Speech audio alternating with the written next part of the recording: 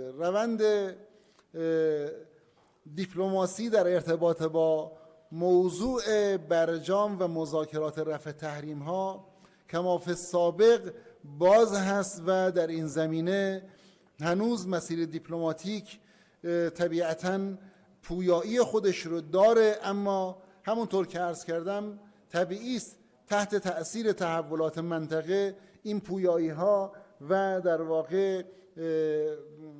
مسئله فلسطین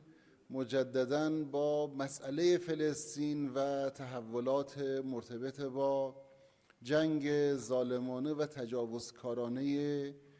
رژیم صهیونیستی علیه غزه آغاز شد. خب لازم اشاره بکنم به این آمار تکان دهنده قبل از اینکه پاسخ سوال شما رو بدم که